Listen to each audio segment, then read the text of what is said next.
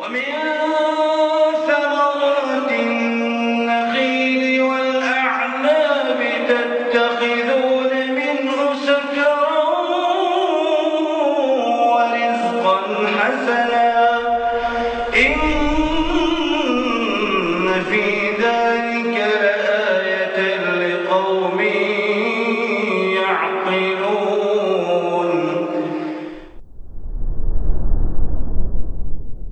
Bismillahirrahmanirrahim. Alhamdulillahirabbil alamin wassalatu wassalamu ala sayyidil mursalin wa ala alihi wa sahbihi ajma'in. Allahumma 'allimna ma yanfa'una wanfa'na bima 'allamtana wa zidna bikarimika ilma ya rabbal alamin. Allahumma ati nufusana taqwaha wa zakkiha anta khairu man zakkaha anta waliyuha wa maulaha. Allahumma inna na'udzubika min ilmin la yanfa'u, min qalbin la yakhsha', wa min nafsin la tashba'u, min da'watin la yustajabu laha. Kita lanjut kajian kitab Sahih Al-Bukhari, kitab Al-Ilm dari Sahih Al-Bukhari, bab ke-40, bab Al-Ilmi wal-'idhati bil-lail, yaitu bab Al-Ilm wal-'idhah bil-lail. Apa maksudnya bab al-ilm? Yani bab ta'limi al-ilmi bil-lail, yaitu mengajarkan ilmu di malam hari. Mengajarkan ilmu di malam hari. Di sini kata Ibnu Hajar wa arad al-musannif at-tanbih ala anna an-nahya 'anil hadithi ba'da al-isya'i makhsusun bima la yakunu fil khabar. Di sini ada peringatan buat kita. Memang ada larangan al-hadits ba'dal isya, yaitu berbincang-bincang setelah sholat isya. Dilarang, ada larangannya, minimal makruh. Tetapi kemakruhan itu, larangan tersebut maksus, dikecualikan. Dikecualikan dengan apa yang ada di hadis ini, yang menunjukkan bahwasanya ta'limul ilm, mengajarkan ilmu, berbincang tentang ilmu dan mau'idhah di malam hari setelah isya itu diperbolehkan. Qala al-Imam Al-Bukhari rahimahullah, haddatsana Sadaqah akhbarana Ibnu Uyainah an Ma'mar an Az-Zuhri an Hind an Ummi Salamah wa Amr wa Yahya bin Sa'id an Az-Zuhri an Hind an Ummi Salamah qalat, ini benar enggak anak bacanya? Ada linknya dapat? Belum? Coba dicek lagi apa yang baca Pak DDN. Pak DDN, Pak Ari. Haddatsana Sadaqah 115, hadis 115. Jadi antum dari tadi masih nyari bab 40, hadis 115. Kalau nggak ketemu antum pulang aja, Pak. Udah lama gak kebuka? Atau mau hanya carikan? Coba anda carikan. Soalnya buku legendaris ini. Ya Khalid ya? Buku ini sudah lahir duluan sebelum antum lahir. Ini masih 50. Ini Masya Allah, antum jarang buka kitab. Udah kitabnya buatan aja lah. Lah ini udah antum, malah udah antum tandain ini di sini tuh. Ini tandain mungkin tahun 2003 juga nandain ini. 2006 ini, tandain ini. Masya Allah. Nah ini. Coba, fadal. Coba ya 115, cek bacaan ana. Sesuai atau enggak ya? Udah ketemu mungkin teksnya? Langsung dikasihin aja, disebarin. Bab al-ilm haddatsana Sadaqah akhbarana Ibnu Uyainah, benar? An Ma'mar an Az-Zuhri, benar enggak? An Hind an Ummi Salamah wa Amr wa Yahya bin Sa'id an Az-Zuhri an Hind an Ummi Salamah. Gimana? Lengkap ya, komplit ya? Taib. Dari hadis ini diriwayatkan oleh Ummu Salamah radhiyallahu anha. istaiqadhan nabiyyu sallallahu alaihi wasallam dzata lailatin. Nabi sallallahu alaihi wasallam terbangun di suatu malam. Faqal, maka berkata Nabi sallallahu alaihi wasallam, Subhanallah, madza unzila al-lailata minal fitan wa madza futiha minal khazain. Subhanallah, apa yang diturunkan malam ini dari fitnah dan apa yang dibukakan dari pintu khizanah, atau khazain jamak dari khizanah, yang menunjukkan apa, lemari atau tempat penyimpanan. Nanti akan kita bahas insyaallah. Aiqidhu sawahibal hujar. Aiqidhu yaitu bangunkanlah, sawahib jamak dari sahibah. Ya. Sawahib jamak dari sahibah, sahibat al-hujar. Perempuan-perempuan yang ada di kamar-kamar. Farubba kasiyatin fid dunya 'ariyatin fil akhirah. Boleh jadi betapa banyaknya kasiyah fid dunya. Orang yang berpakaian di dunia telanjang di akhirat. Baik. Kita mulai dari kata Nabi SAW, Subhanallah. Subhanallah di sini. Maka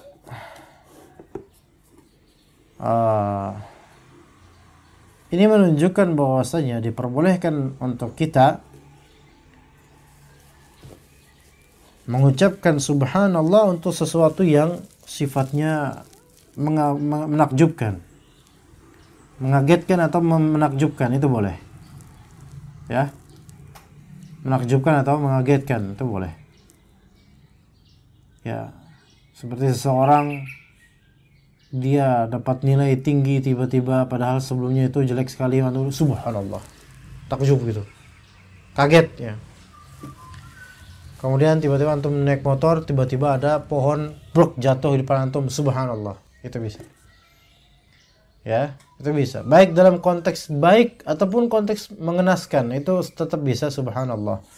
Karena di sini lihat Nabi SAW berkata, Madza unzila lailata minal fitan. Apa yang diturunkan dari fitnah di malam hari ini. Wa madza futiha minal khazain. Dan apa yang dibukakan dari khazain.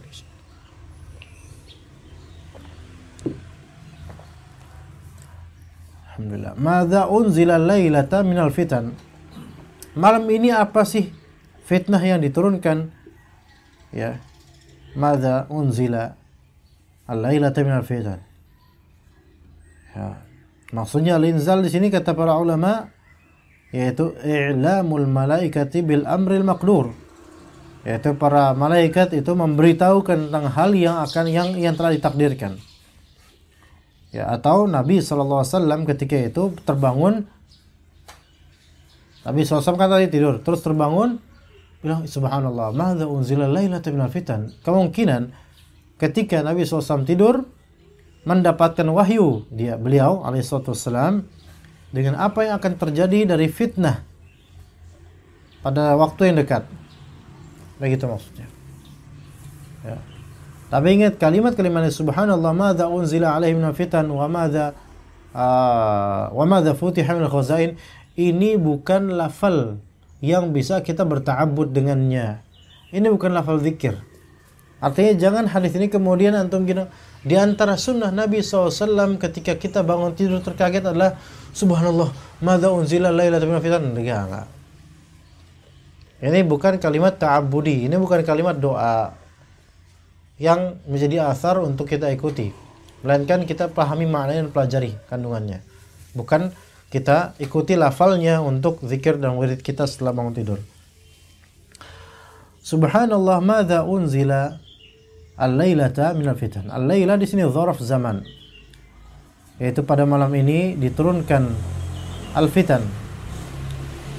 Wa madza futiha minal khazain, dan apa yang dibukakan dari khazain. Khazain lemari penyimpanan, yaitu di sini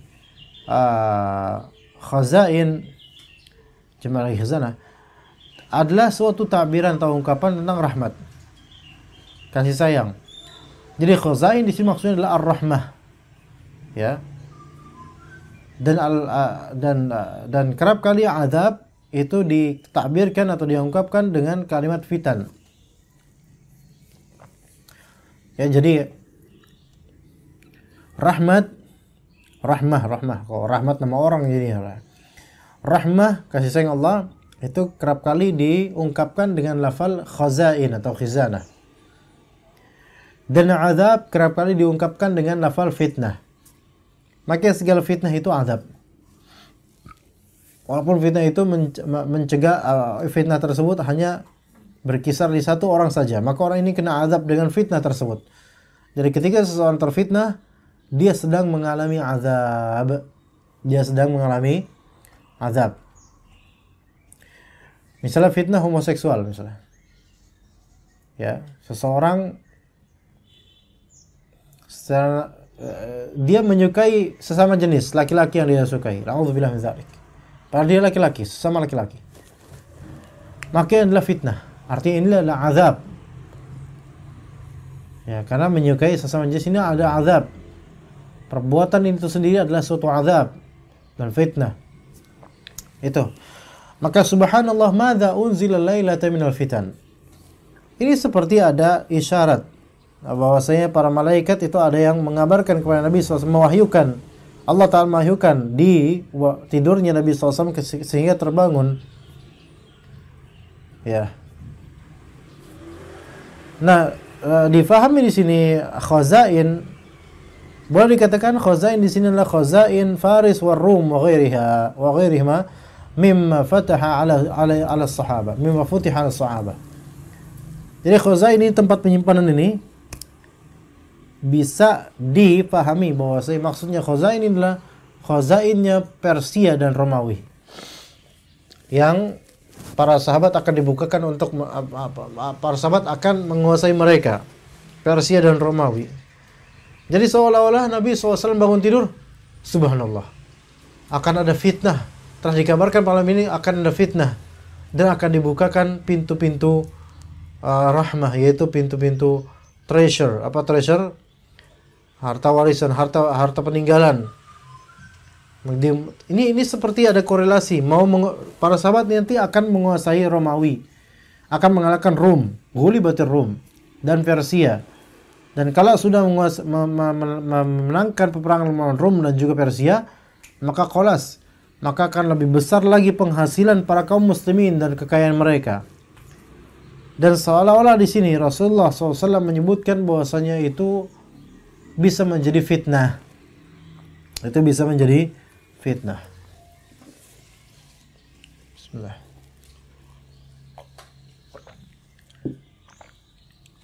Memang antara khazain dengan fitnah itu sesuatu, keduanya mutaghayyirin, sesuatu yang berbeda. Tidak melazimkan satu sama lain. Bahwasanya kalau misalnya ada rahmah pasti ada fitnah, ada fitnah pasti ada rahmah, itu tidak mesti. Karena ada beberapa orang, ya, kata Ibnu Hajar, wa kam min na'ilin min tilkal khazain salimun minal fitan. Betapa banyaknya orang yang meraup kenikmatan dan keuntungan itu selamat juga dari fitnah. Bisa jadi ada. Tetapi kerap kali yang harus betul-betul kita paham, kita artikan bahwasanya ma yuftahu minal khazaini yakunu sababan lil fitnah. Apa yang dibukakan dari pintu penyimpanan rahmah itu bisa menjadi sebab menuju fitnah. Kalau kita lihat di zaman sekarang, pintu kemudahan itu banyak dari Allah Azza wa Jalla. Tapi justru ketika itu malah jadi fitnah. Ya kan? Ada orang, dia sakit dan lama berlalu sakitnya. Namun ketika dia dalam keadaan sakit itu, dia dekat sama Allah Azza wa Jalla. Maka Allah bukakan pintu rahmat padanya, Allah singkap dan angkat penyakitnya, akhirnya dia normal kembali. Namun ketika normal kembali, dia merasakan jauh dari Allah Azza wa Jalla. Mulai dia terfitnah dengan kesehatannya. Mulai dia terfitnah dengan apa yang dia mampu untuk melakukan sesuatu. Jauh daripada apa yang dulu dia masih kesulitan, ya, atau kesehatannya tidak maksimal. Maka sekarang ketika tubuhnya bugar malah justru menjadi fitnah. Makanya ya ada ulama yang mengatakan apa yang dibukakan dari pintu rezeki atau rahmat itu bisa menjadi sebab terwujudnya fitnah. Ya, terwujudnya fitnah. Maka kata Nabi SAW, aiqidhu sawahibal hujar. Aiqidhu yaitu bangunkanlah sawahib, yaitu para jamaah dari sahibah, pemilik kamar-kamar, yaitu manzilah azwajin Nabi SAW, yaitu tempat tinggal istri-istri Nabi SAW. Ya. Nah, sebagian tempat tinggal ya hanya berupa bilik dekatan dengan tempat tinggal istri lainnya, tetapi tidak di satu rumah kan, gitu. Ini sawahib al-hujar, yaitu menunjukkan bahwasanya setiap perempuan itu memiliki hujrah dan manzil. Ya, dan ini perlu diperhatikan di sini dalalah dalam ayqidhu sawahib al-hujar. Ayqidhu sawahib al-hujar. Rasulullah SAW memerintahkan, bangunlah wahai para pemilik sawahib itu perempuan. Ya, ini pahami di antara isyarat dan dalalah dan istinbat dari hadis ini. Sawahib itu sahibah, al-hujar yaitu istri-istrinya Nabi SAW. Bangun kalian wahai istri-istriku. Taib. Dan di sini ada beberapa faedah. Faedah pertama dalam masalah sahib al-hujar ini. Faedah pertama, dalam berpoligami, hukum asal menyatukan perempuan madu dhurrah ya dengan madunya yang lain, dengan istri kedua, ketiga atau satu dan dua dan seterusnya dalam satu rumah, itu hukum asalnya haram. Ya, nah tahu antum mungkin nggak poligami, cuman ini ilmu syar'i. Ilmu syar'i yang antum harus tahu. Walaupun antum belum mengamalkannya atau tidak akan mengamalkannya, itu urusan antum ya. Tapi di sini hukum asal menyatukan perempuan istri dengan madunya dalam satu rumah, hukum asalnya apa? Haram. Kecuali jika setiap dari mereka ridha. Setiap dari mereka ridha dengan penyatuan rumah. Paham di sini, kawan? Ridha di sini bukan dengan keterpaksaan, tapi ridha dengan kerelaan. Kalau ridha dengan keterpaksaan bukan ridha namanya. Itu namanya mukrahah. Perempuan yang dipaksa. Maka hukum asalnya apa jadinya? Haram. Ya, haram.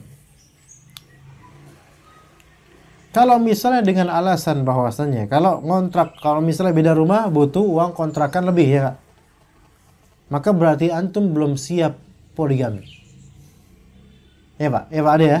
Secara finansial gitu. Secara finansial, karena ini salah satu hak perempuan adalah menjaga perasaan masing-masing, harus disekat. Ya. Yang penting di sini hujar itu jamak dari hujrah. Memang artinya kamar, tetapi maksudnya di sini manzil, kata para ulama, sebagiannya kata Ibnu Hajar al-Asqalani, manazil azwajin Nabi SAW. Jadi punya manzil masing-masing. Memang zaman itu nggak pakai ngontrak mungkin ya, makanya lebih murah ya, nggak butuh taklif yang berat. Itu faedah pertama, ikhwan. Jadi haram menyatukan istri dan madunya dalam satu rumah kecuali dengan ridha semuanya. Itu satu. Ya. Kemudian faedah yang kedua, diperbolehkannya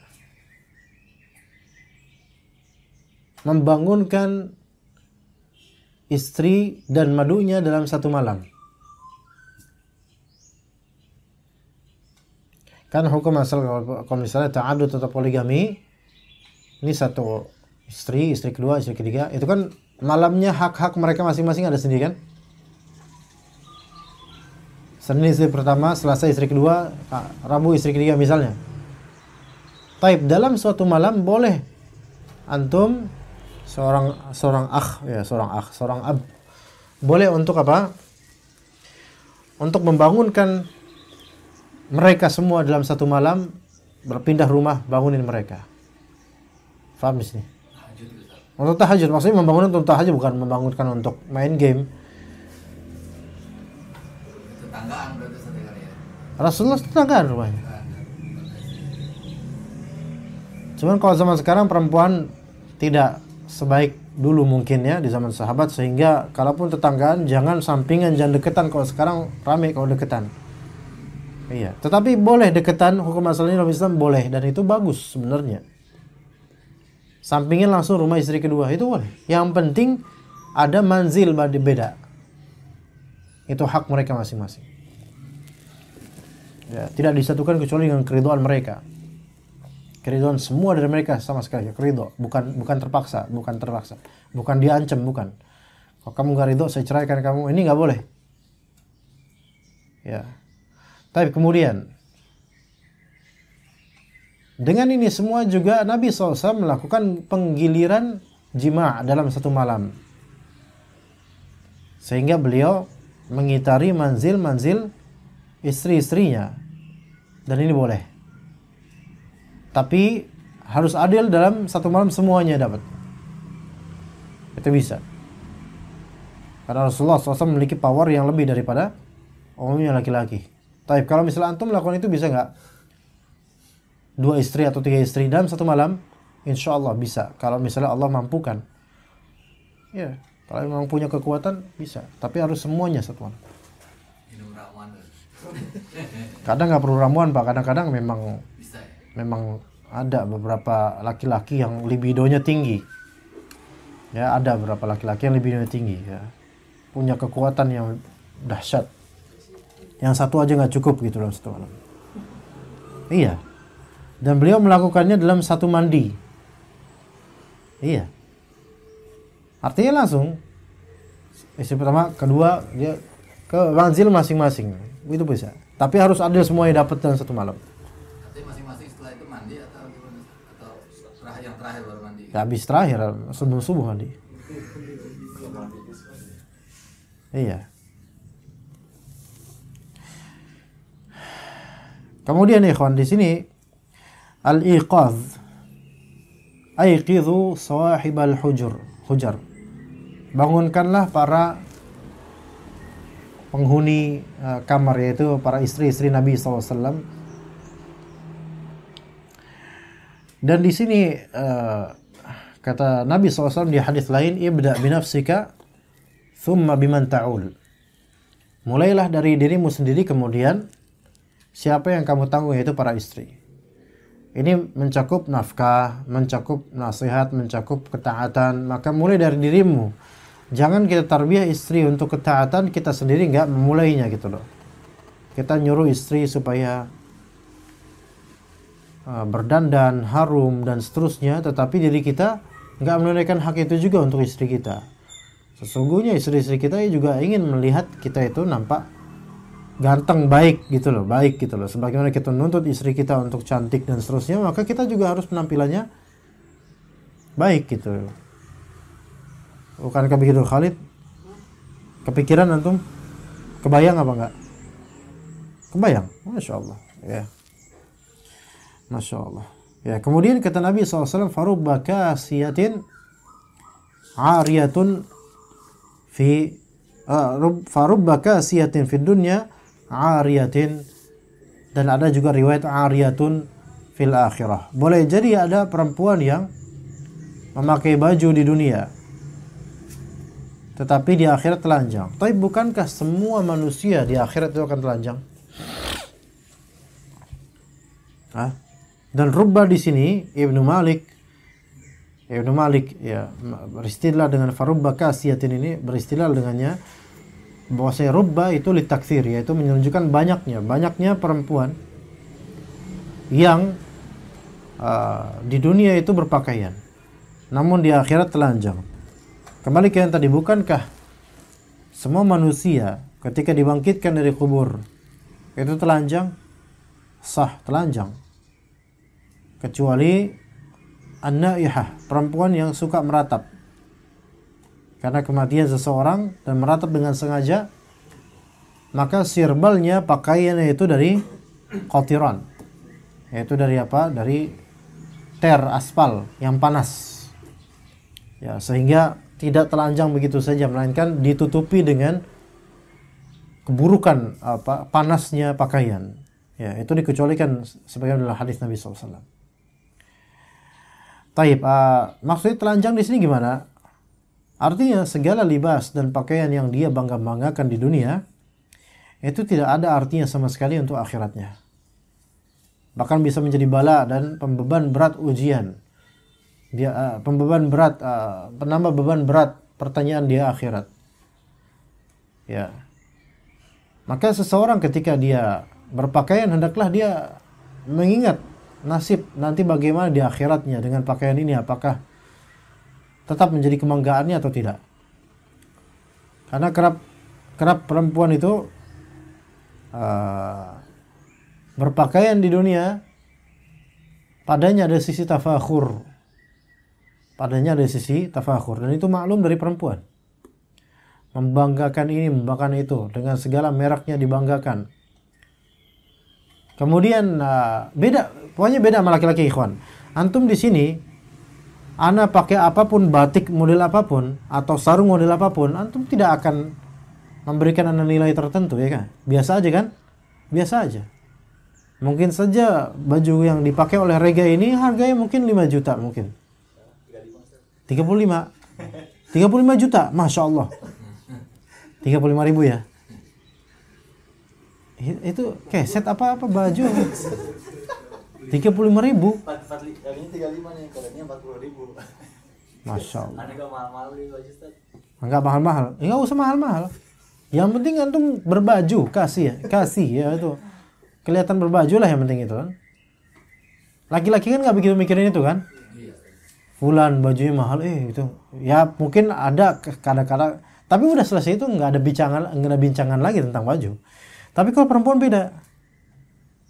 Antum kalau lihat perempuan, kenapa kalau cuman kumpul RT saja, itu perempuan kadang-kadang harus pakai baju mewah dan juga pakai bawa tas. Coba, tasnya buat apa? Tas ini loh, tas tangan gitu loh yang Pempantas aja kan Ustaz ya? buat pemantas, bener Pak. Tapi mereka, Laki juga ada Ustaz, hah? Laki juga ada yang megang tas kecil ini yang tangan ini. Masa sih? Ini ya, dari kulit lagi gue. Saya sering kan kalau kondangan lihat tuh.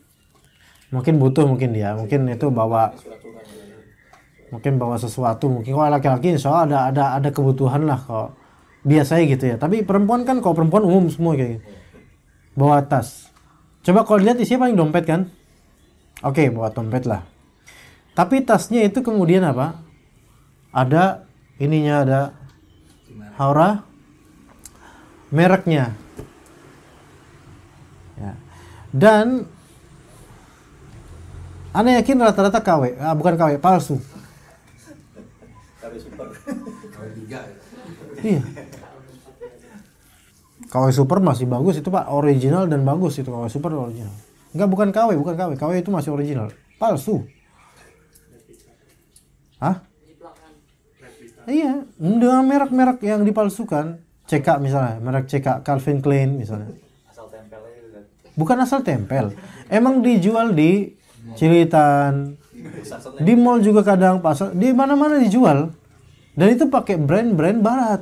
Memang benar ada brand itu beneran. Harus dulu sepatu Kickers gitu Ustaz ya.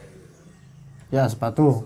Ada juga sepatu Adidas, Adadis dan seterusnya. Kalau itu kan didompleng diganti. Tapi kalau ini enggak, Coach persis, Coach dengan lambangnya persis seperti asli gitu. Tapi kalau ditanya berapa? Cuman 200.000. Kalau mau lihat aslinya tas segitu harganya berapa? Bisa 5 juta. Beneran, kalau tas original yang dengan brand yang terkenal beneran itu jutaan mainnya. Enggak. Kamu beli berapa? 300.000. Pasti palsu. Yakin. Hermes 300.000. Iya, Hermes bacanya Hermes. Hermes 300.000 enggak ada. Tas Hermes 300.000. 2 juta itu baru, itu benar original itu. Yang lebih jelek lagi kalau berapa 2 juta tapi palsu. Ini kesian.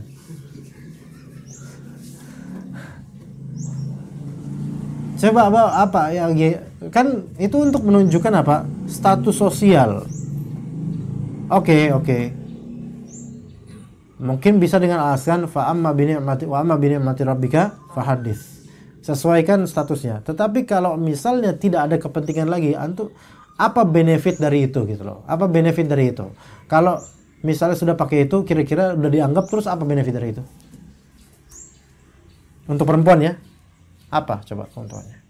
Kalau misalnya tokoh agama atau tokoh masyarakat atau memang pemimpin ya, gubernur, bupati, ustadz dan seterusnya memakai pakaian yang memang dipantaskan sebagai tokoh, kan ada tujuannya. Apa tujuannya? Supaya orang nggak menjelekkan tokoh ini, karena kalau pakai pakaian biasa kadang-kadang jadi bahan perbincangan juga gitu, sehingga nggak didengar nanti omongannya. Itu kan tujuannya supaya omongan didengar, supaya ada kekuatan untuk bicara gitu loh. Tapi kalau ibu-ibu kan supaya apa? Nih lihat nih, gue punya ini nih. Coba lihat punya lo. Gitu secara lisan, bukan lisanul maqal, tapi lisanul hal. Lisanul maqal itu nggak bicara, tapi lisanul hal di sini dia. Alah, baru Hermes KW juga, gitu. Ya. Banyak kan orang itu pernah dengar ya, orang pakai kaos CK, tulisannya CK. CK itu Calvin Klein, nama salah satu brand besar fashion. CK. Baca CK. Bukan kayak antum baca ya. Itu brand besar. Tapi rata-rata yang dijual di Indonesia, rata-rata yang di pasar-pasar ya jelas itu palsu.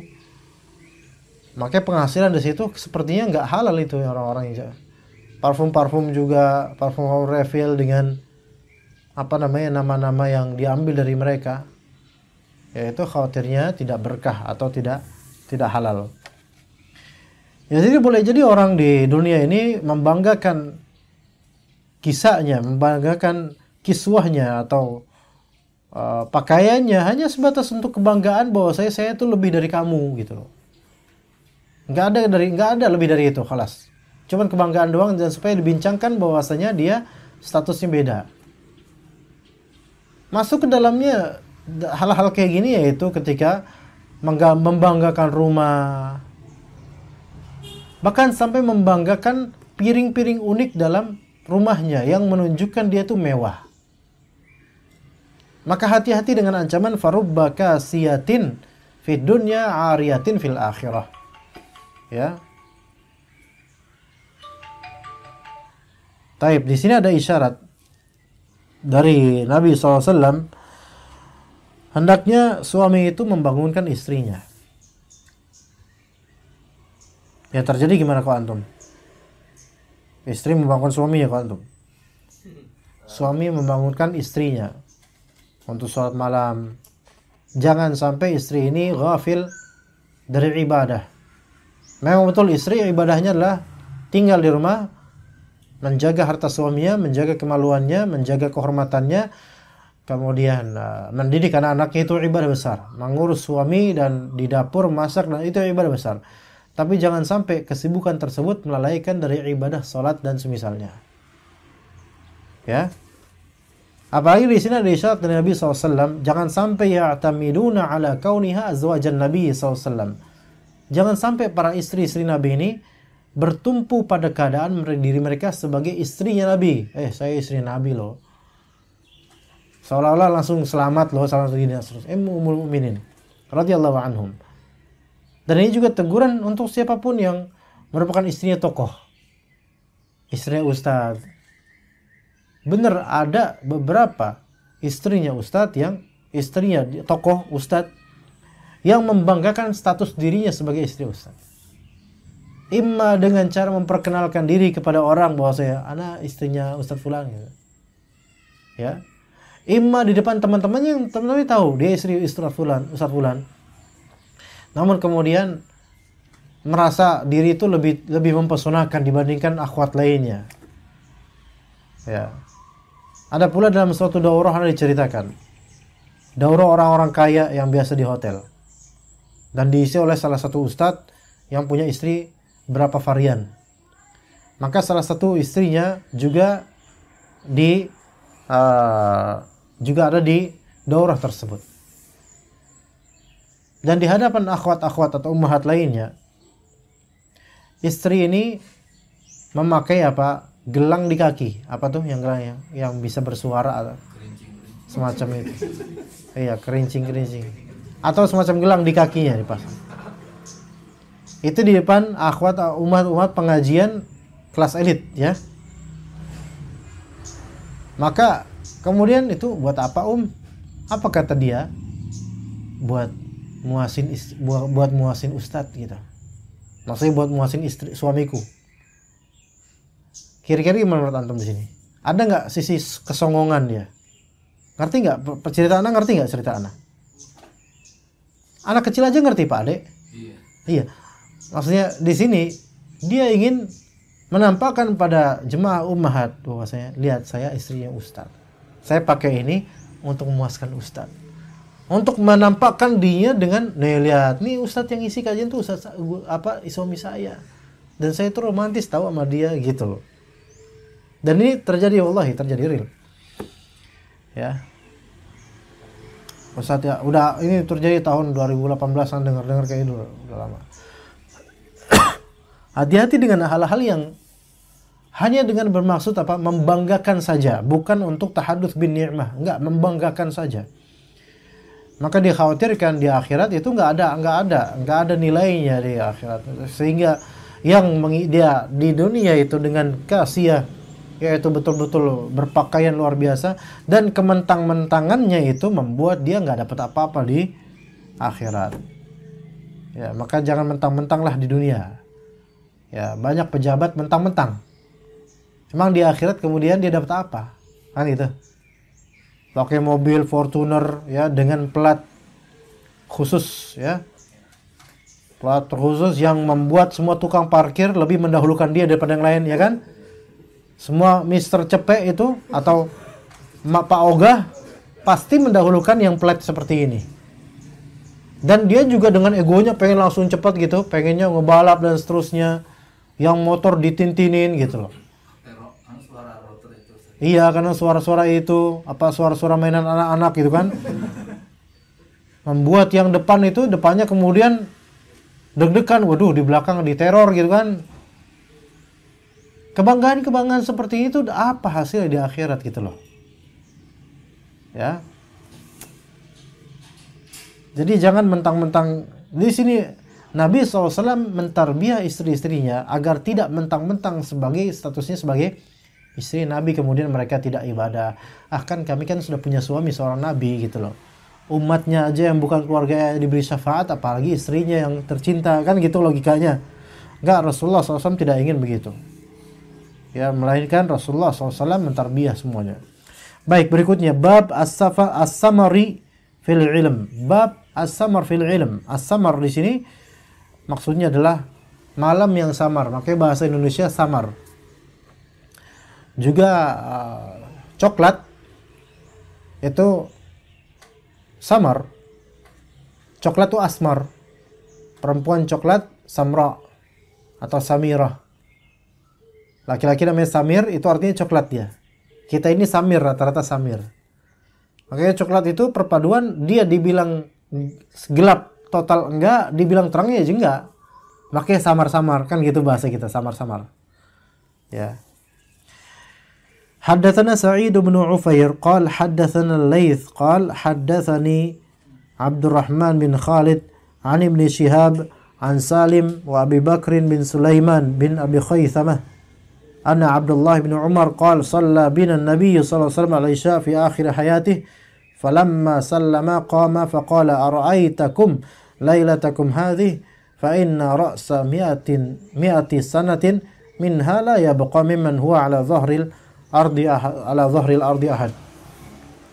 Jadi dari Abdullah bin Umar, Shalla bina Nabi SAW al-Isya fi akhir hayatih. Nabi SAW salat Isya, maksudnya salat berjamaah Isya. Beliau menjadi imam. Ini di akhir hayatnya, di akhir kehidupannya. Dan dalam riwayat Jabir bin Abdullah, beliau menyebutkan bahwasanya hadis ini terjadi sebelum wafatnya Nabi SAW sebulan sebelum wafatnya Nabi SAW. Falamma sallama, ketika sudah assalamualaikum warahmatullah, qama, beliau pun bangkit berdiri setelah salat Isya, kemudian berkata, ara'aitakum lailatakum hadhihi, coba apa yang kalian tahu tentang malam kalian ini? Fa inna ra'sa mi'ati sanatin minha la yabqa mimman huwa ala wajhil ardi ahadun. Lihat nih malam ini, perhatikan malam ini, kata Nabi SAW setelah salat Isya. Sesungguhnya ra'sa mi'ati sanatin, yaitu maksudnya inda intihai mi'ati sanatin, 100 tahun ke depan, kata beliau nih, malam itu kata beliau, 100 tahun ke depan, manusia-manusia yang sekarang lagi di atas bumi itu sudah tidak tersisa lagi. Perhatikan maksudnya, 100 tahun ke depan, manusia yang malam ini ada di muka bumi ini, 100 tahun ke depan tidak tersisa lagi, kelas. Udah meninggal semuanya. Udah meninggal semuanya. Apa maksudnya di sini? Maksudnya adalah Rasulullah SAW memberikan mau'izah pada semuanya, nasihat bahwa umur kita tuh pendek. Yang sekarang berapapun usia, walaupun anak kecil, 100 tahun lagi kamu sudah nggak ada. Karena umurnya umat Nabi Muhammad SAW kisaran 60 sampai 70. Lebih dari itu sesuatu yang nadir, jarang. Tapi umumnya kalau misalnya maksimal tuanya 60-70. Pak De sekarang berapa Pak De? 60. Semoga tetap umur panjang biar tetap kita bisa bersama ngaji, dapat pahala banyak insyaallah. Iya. Karena umur panjang dalam ketaatan itu rezeki yang sangat berlimpah, ikhwan. Iya. Kita jangan minta cepat-cepat dimatikan, karena cepat dimatikan berarti kesempatan taubat, kesempatan beramalnya itu didikitkan berarti kan. Maka minta umur yang panjang dalam ketaatan, itu aja. Itu lebih afdol. Ya, supaya bekal kita tuh lebih banyak untuk akhirat kita. Jangan minta mati muda, jangan. Betul dunia ini fitnah. Betul nggak tahu bagaimana nanti ke depannya. Ya. Betul ujian itu akan selalu mengintai kita, tetapi minta sama Allah Ta'ala taufik dan penjagaan supaya umur kita panjang dalam ketaatan. Jangan minta mati muda, karena kesempatan berarti sedikit. Nyesel nanti. Ya. Kesempatan sedikit. Taib, hadis berikutnya. Hadatsana Adamu qal, hadatsana Syu'bah qal, hadatsana Al-Hakam qal, sami'tu Sa'id bin Jubairin an Ibnu Abbas qal. Jadi hadis Ibnu Abbas ini. Bittu fi baiti khalati Maimunah binti Al-Harith. Aku bermalam di rumah bibiku, yaitu Maimunah. Dan itu zaujun Nabi SAW, istri Nabi SAW. Maimunah ini istri Nabi SAW. Wa kana an-nabiy sallallahu alaihi wasallam indaha fi lailatiha. Dan ketika itu giliran Maimunah, malam itu giliran Maimunah yang ditemani oleh Nabi SAW di rumahnya. Ya, jadi Nabi SAW ada di rumah istrinya Maimunah ketika itu, di malam itu. Fa shalla an-nabiy sallallahu alaihi wasallam Isya. Maka Nabi SAW pun salat Isya. Thumma jaa ila salat Isya berjamaah ya di masjid. Thumma jaa ila manzilih, kemudian pulang ke rumahnya, yaitu ke rumah Maimunah. Fa shalla 4 raka'atin, maka beliau pun salat 4 rakaat. Thumma nama, thumma qama. Kemudian beliau tidur, kemudian beliau bangkit lagi, kemudian berkata, namal ghulaym, apakah si anak kecil ini, yaitu Ibnu Abbas, itu sudah tidur? Atau kalimat tusbihuha, atau kalimat yang semisalnya. Thumma qama, kemudian beliau bangkit lagi. Faqumtu an yasarih, maka aku, yaitu Ibnu Abbas, terbangun dan juga berdiri di sebelah kirinya beliau sallallahu alaihi wasallam. Rasulullah masuk salat, beliau di sebelah, Ibnu Abbas di sebelah apa? Kirinya, berjamaah. Faja'alani an yaminih, maka beliau pun menjadikanku di sebelah kanannya. Jadi boleh dengan isyarat gini menggeser anak kecil ke sini. Ini menunjukkan bahwasanya jika ada kebutuhan dalam salat, maka diperbolehkan kita memberikan isyarat atau gerakan-gerakan yang membuat orang itu berpindah, itu boleh. Ya. Walaupun orang dewasa. Karena ibrahnya ini bukan karena Ibnu Abbas anak kecil, bukan. Tapi pokoknya kalau ada kesalahan dan ini kebutuhan salat, maka boleh kita memberikan isyarat atau menarik dan semisalnya, boleh. Ya. Contoh misalnya anak kecil di samping kita bercanda. Bercanda, ketawa dan seterusnya. kemudian kita tekan bahu dia sebagai warning buat dia, itu boleh. Kan apa kalau kita tekankan dia langsung gitu kan, akhirnya nggak jadi ini. Atau kalau memang sulit, boleh dia dipindah ke sini, misalnya tukeran sama kita, boleh, karena ini kebutuhan sholat. Kayak misalnya handphone berdering di tas kita dan kita taruh di depan, boleh kita buka handphone tersebut, kita tutup deringan tersebut, ringtone tersebut pada saat sholat. Atau boleh dibuka sebagai supaya dia tahu bahwa kita sedang sholat, boleh. Jangan dibuka terus, halo, asal sholat akhi, gitu. Itu langsung batal, insyaallah batal sholatnya itu, karena lebih dari 3 huruf, ya.